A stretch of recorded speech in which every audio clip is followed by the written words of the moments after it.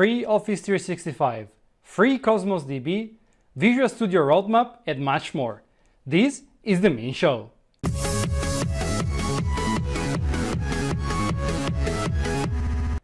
Hi everyone, and welcome along to a new episode of the M&AN Show. Today we have some very good news and some others that are not that good. So let's jump in. First news is about the free Office 365. New in March 2020, a free 6 months Office 365 E1 trial, including Microsoft Teams, is now available. Microsoft is making this special E1 trial license available in response of the increased need for employees to work from home, in response to the COVID-19 outbreak. Contact your Microsoft account representative. They will give you a promo code that you can use to sign up for the E1 trial. Now, this is a very good news. It's the very first time that Microsoft offers E1 license for Office 365 free for 6 months.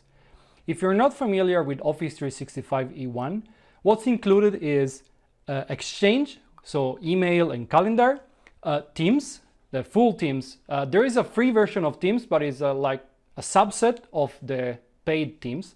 So this includes the full Teams. There is Microsoft Flow and Microsoft Power Apps. Kaizala, which is the application for connecting and communicating with frontline workers, partners, customers, etc. Not only its team included, but also it includes the broadcast functionalities. So that's even more appealing for remote workers. Then there's Zway, that allows you to prepare interactive web-based reports, presentations, newsletter, and so on and so forth. Of course, as part of Office 365, you will have OneDrive for Business, which offers 1 terabyte of space for each user. And finally, the Microsoft Stream, which is the kind of internal YouTube feature that Microsoft Office 365 has. I'm not sure how much Office 365 E1 license cost, but you can have it for free for 6 months, and this is pretty cool. Let's move on to the next one.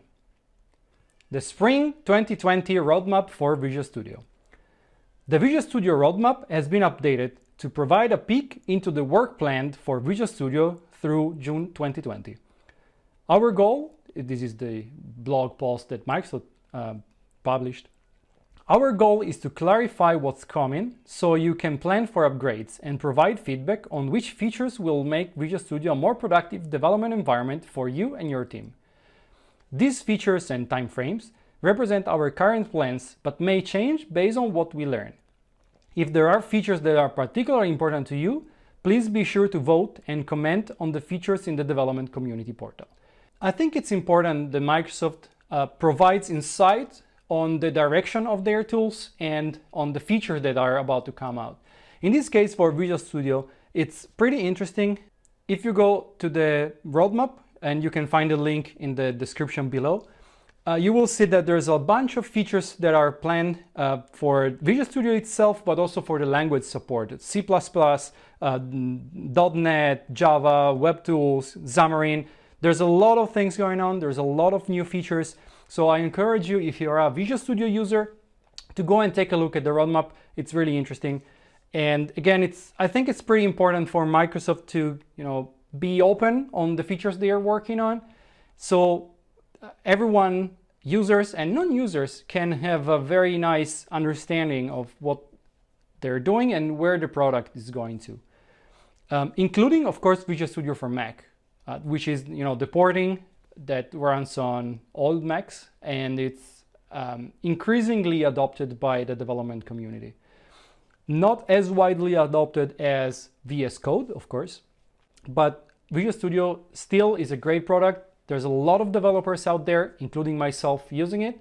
So go and check the roadmap. Next, this is a good one.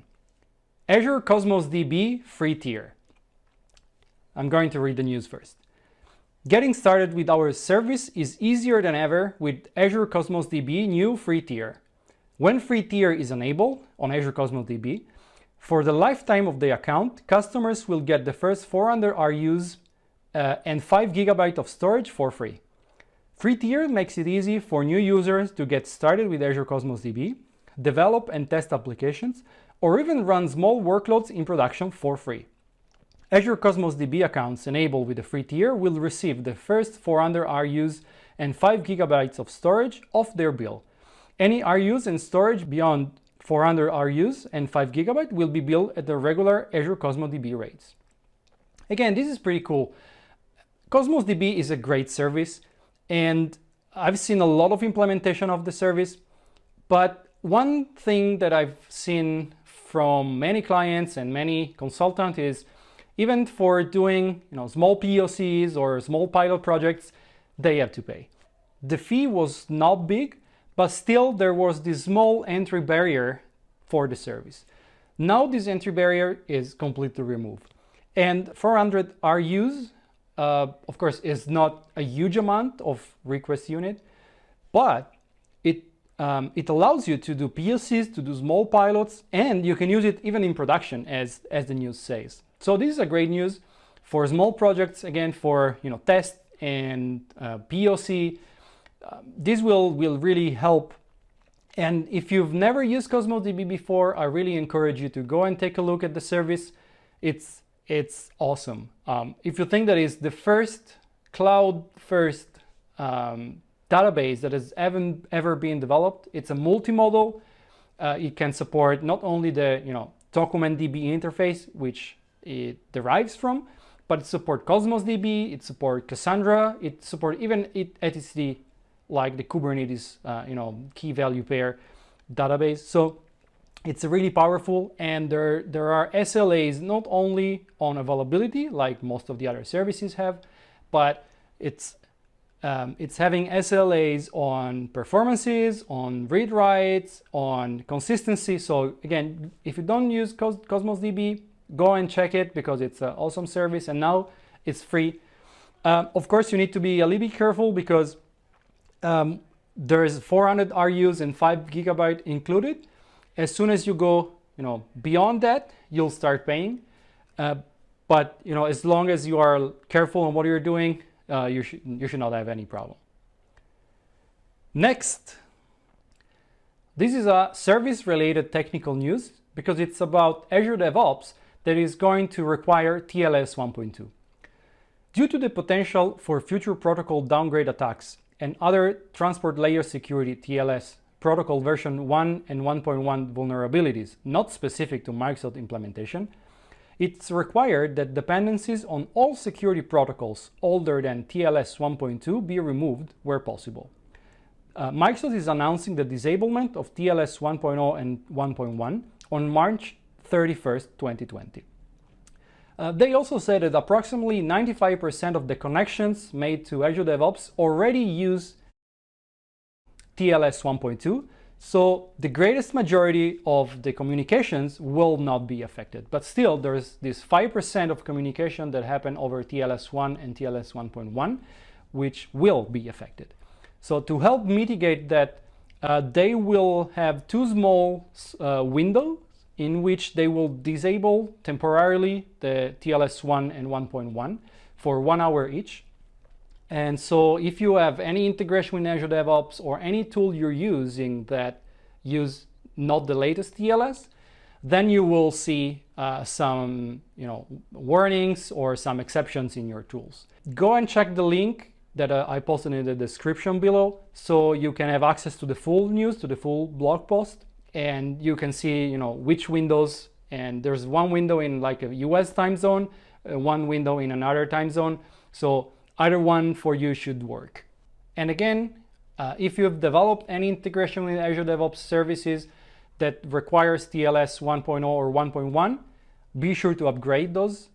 And if you're using any third-party service instead connecting to Azure DevOps, maybe contact your vendor, contact your SI, and check with them if they support TLS 1.2. And last but not least, two of the not so great news. Both are events cancellation, where not really cancellation, but we will see in a second. One from Microsoft and one from GitHub. The reason why I'm talking about GitHub as well is because, as you probably know, Microsoft acquired GitHub a couple of years ago, so it's part of the Microsoft family. So I will have news and content on GitHub as well in my channel.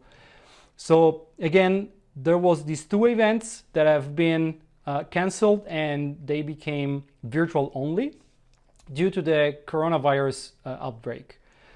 Microsoft won't be holding its annual Most Valuable Professional MVP Summit in Seattle area later this month due to fears of the potential spread of the COVID-19 virus. Instead, the event will be run as a virtual-only conference during the same time slot this year. Now, if you're not familiar with the MVP Summit, it's probably because you're not an MVP. MVP is a designation, is an award that Microsoft gives to independent professional to recognize their ability or their proficiency in some of the Microsoft technologies. MVP stands for Microsoft Most Valuable Professional. And I used to be an MVP in ALM, Application Lifecycle Management, for three years in a row before. So the MVP Summit is basically the occasion for all the MVPs worldwide to fly to the Microsoft headquarters in Redmond, Seattle, and get together, get a peek on the latest news, get a peek on the latest technologies that Microsoft is developing. Overall, it's also a great opportunity for networking among the MVPs and between MVPs and Microsoft internals. Unfortunately, this year, this will not happen, and it will be virtual only. And on the same line of news, also, as I said before, GitHub canceled their event. As the COVID-19 outbreak has evolved, the health and safety of our employees and community remains our top priority. We're switching our GitHub Satellite Conference this year from a physical, in-person event to a virtual event held on May 6, 2020. While there are many benefits in bringing our community together in real life, given the uncertainty of the spread of the virus over the coming months, we've decided to focus our efforts on hosting an exceptional virtual event that will help our developers, maintainers, customers, partners, and employees learn and get inspired without being in the same room. Again, same line, because of the virus, GitHub decided to move this event from an in-person event to a virtual event. GitHub Satellite is the main event that GitHub organizes every year for clients, partners, and open source developers everywhere. So again, we understand why this is going to be online only. Of course, there's a little bit of sadness in there because a lot of people were looking forward either to attend the MVP Summit from Microsoft or the GitHub Satellite from GitHub. But I think safety comes first, and these two companies decided to go for the virtual direction, and I think we all have to applaud for that. All right, this brings this episode of the M&AN Show to its end. Thank you very much for joining me today. I hope you enjoyed this video, and if you did, please like and subscribe. And leave me some comment in the section below if you want to comment on this news or if you want me to take on some other news in the next episodes. Thank you very much again, and see you soon on Corder Dave.